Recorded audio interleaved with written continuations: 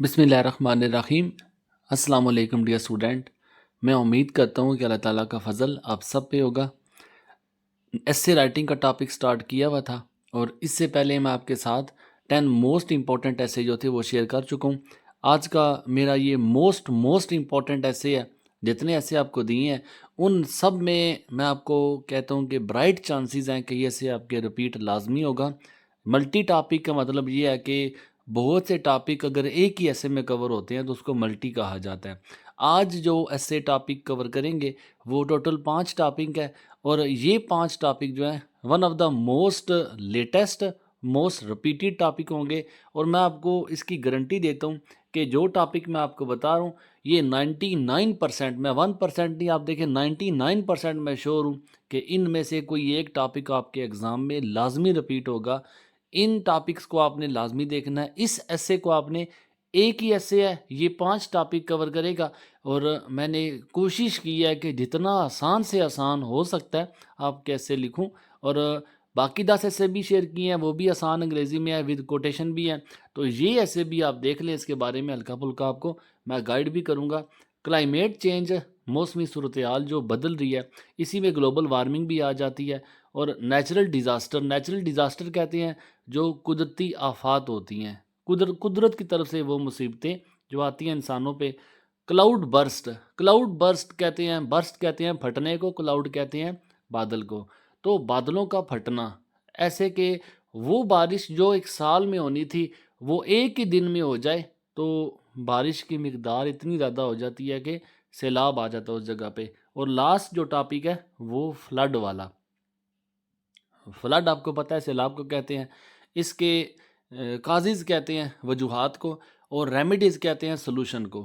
इसका हल क्या है, तजावीज़ क्या है, इसको सॉल्व कैसे किया जाए।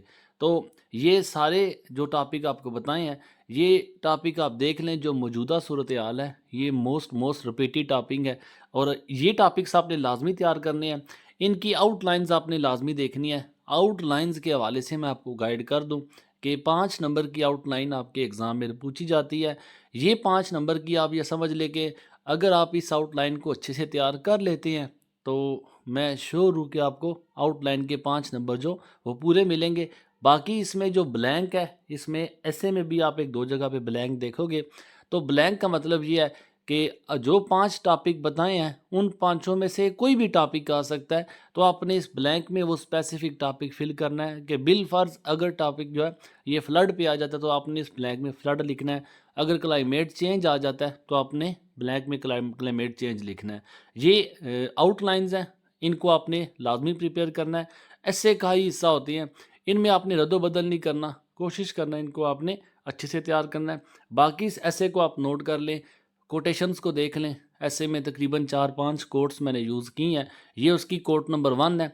उस बच्चे को मैं रिकमेंड करूँगा जो बच्चे कोटेशन को सीखेंगे, लिखेंगे, एग्ज़ाम में अच्छे इनके मार्क्स आते हैं।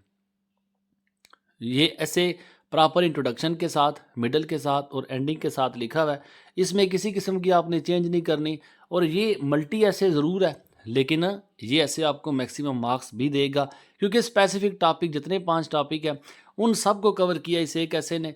ब्लैंक आप देख लें, ब्लैंक में आपने वही टॉपिक फिल करना है जो आपका टॉपिक एग्ज़ाम में पूछा जाएगा।